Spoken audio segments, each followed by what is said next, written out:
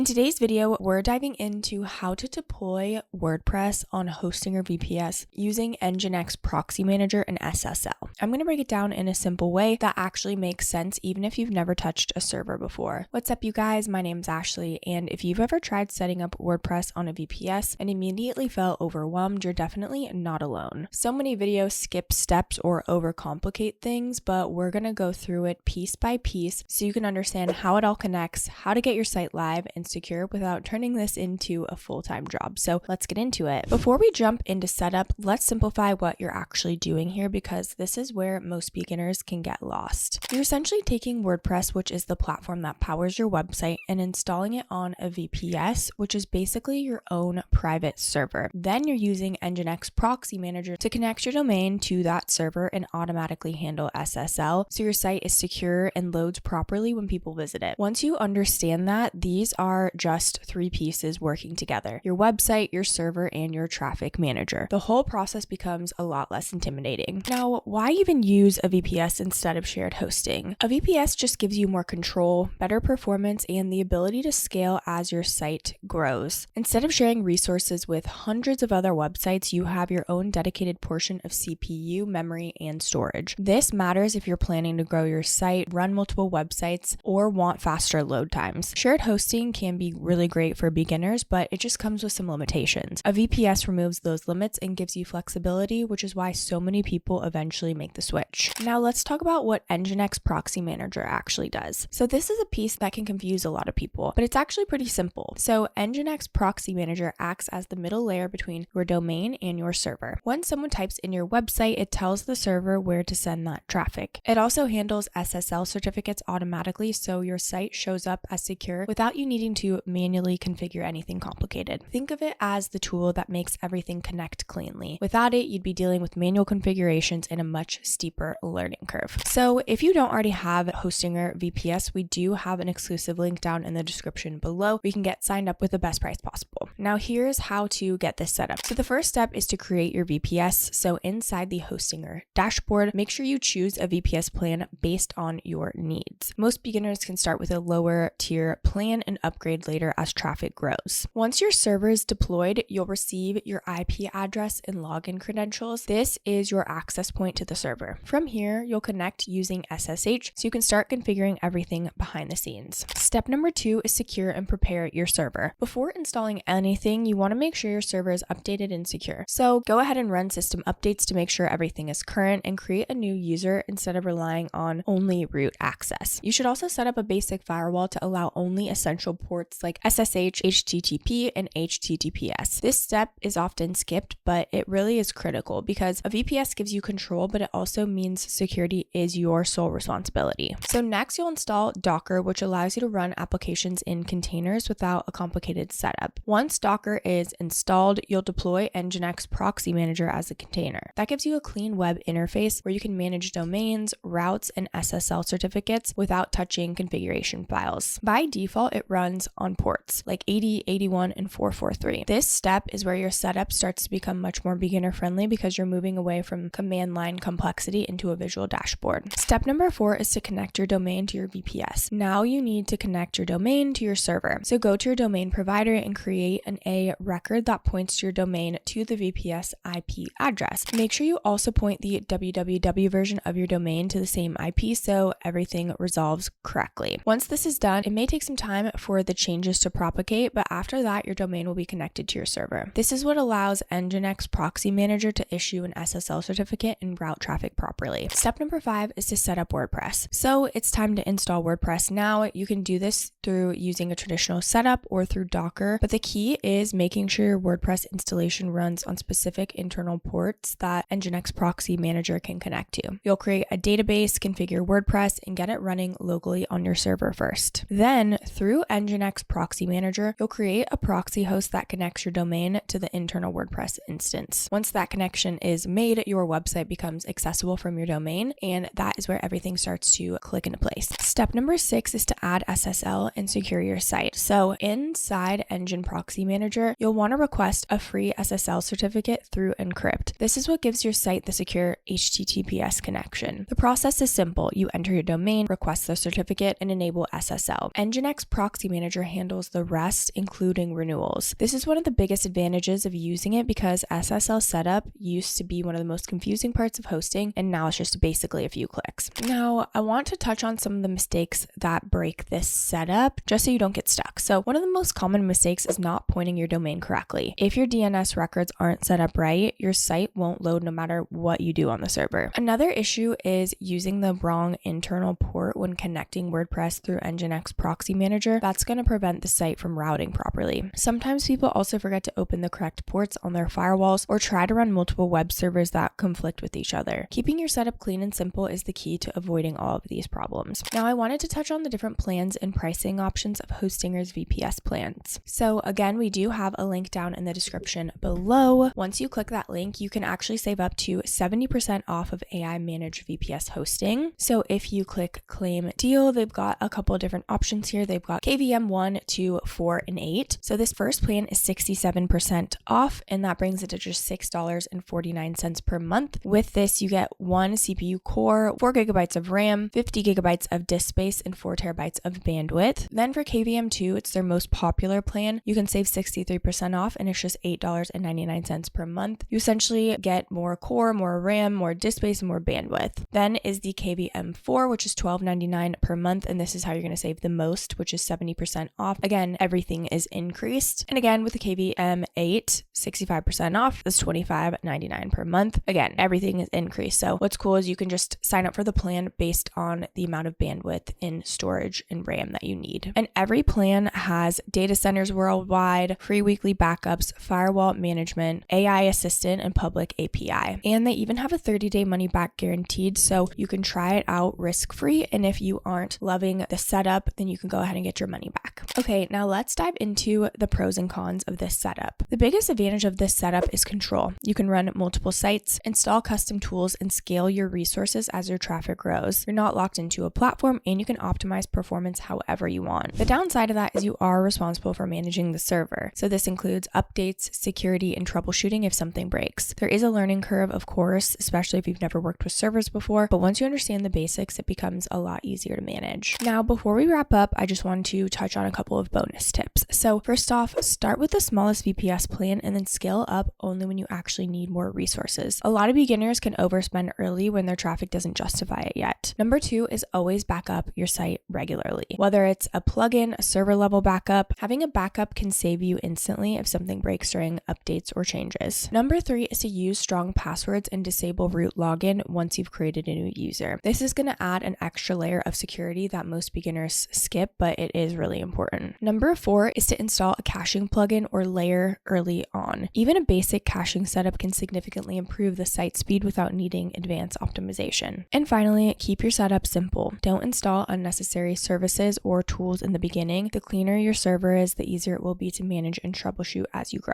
Now, is this setup for you? This setup is definitely for you if you want flexibility, performance, and the ability to grow. If you're building a serious website, running multiple projects, or you want more control over your hosting environment, a VPS with Nginx Proxy Manager is a very strong option. But if you want something completely hands-off and just don't want to deal with any technical setup, a managed WordPress host is probably going to be a better fit. It really comes down to how much control you want versus how much simplicity you need. Setting up WordPress on a VPS might feel intimidating at first, but once you understand how all the pieces fit together, it's going to become a lot more manageable. You're not just launching a website, you're building a setup that can scale with you, perform better, and give you full control over how everything runs. And that's truly what makes learning all of this worth it. If you want to go ahead and get started with Hostinger VPS, don't forget to use our link down in the description below. I do want to mention that these are affiliate links, which means we may earn a small commission at no extra cost to you. So if you do choose to use our links, we just want to thank you so much in advance for supporting our channel. It really helps us to continue to create free content just like this. Don't forget to like, subscribe, and leave any comments or questions below. We'd love to hear from you. This channel is dedicated to helping you build your websites with simple breakdowns and step-by-step guides. Thank you so much for watching, and I'll see you in the next video.